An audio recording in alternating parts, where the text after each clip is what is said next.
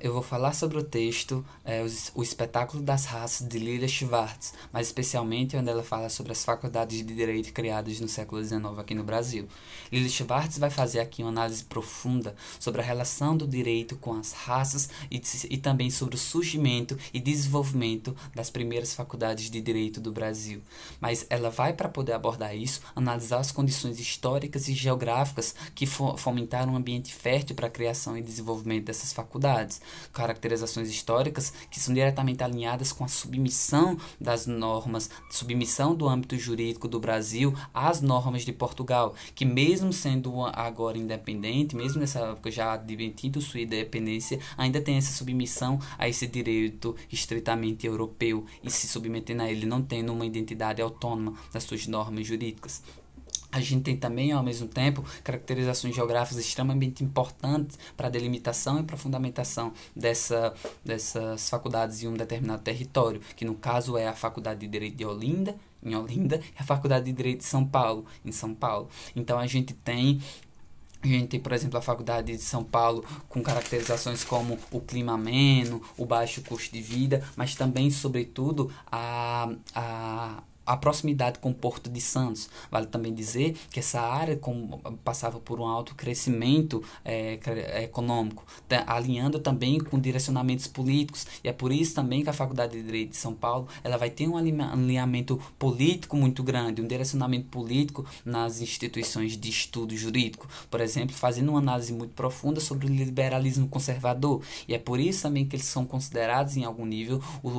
um centro de eleitos, os eleitos da nação que vão determinar o futuro dessa nação. Já na Faculdade de Direito de Olinda, a gente tem um estudo mais do ensino, do incentivo à pesquisa, das problemáticas sociais e de outros tipos de coisa. Então, a gente tem a Faculdade de Direito de Olinda representando geograficamente o eixo norte e nordeste, e a Faculdade de Direito de São Paulo representando o eixo sul e sudeste. É importante a gente falar sobre o descontentamento e as desavenças dos estudantes nessas faculdades, principalmente na Faculdade de Direito de Olinda, em que os estudantes não gostavam, por exemplo, de ter matérias lecionadas por padres, que eles consideravam não ter um conhecimento profundo sobre o direito em si. Mas mais do que isso, eles consideravam que o ensino deveria ser tomado de outras formas, principalmente em relação ao seu próprio campus, sendo necessária a transferência, por exemplo, da Faculdade de Direito para Recife, mas os problemas ainda continuaram,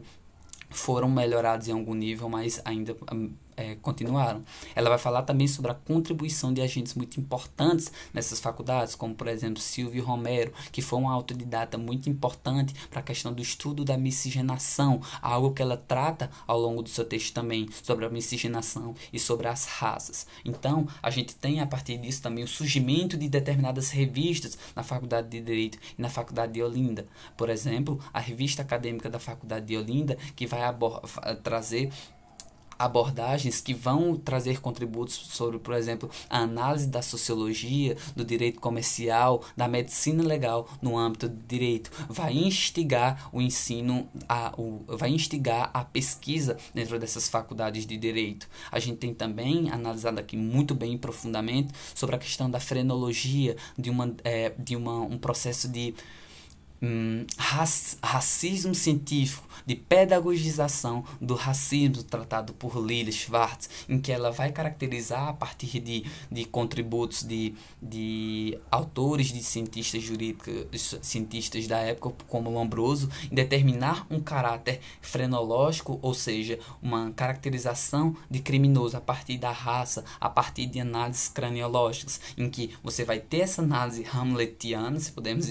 dizer assim, do crânio do indivíduo, e se ele tiver determinadas caracterizações craniológicas, ele sim é uma pessoa que tinha motivações, tinha incentivos, tinha inclinações ao crime. Isso é um processo de racialização do crime, isso é um processo de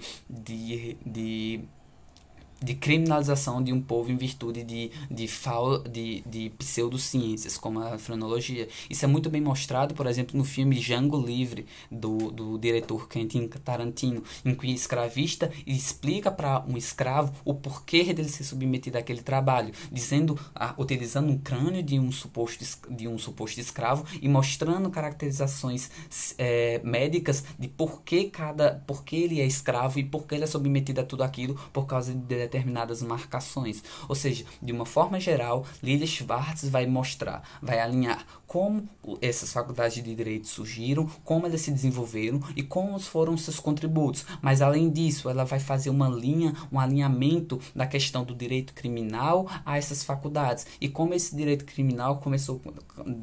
dizendo assim, no pé esquerdo, na questão das raças como começou com o pé esquerdo em relação a essa frenologia imposta por determinados autores.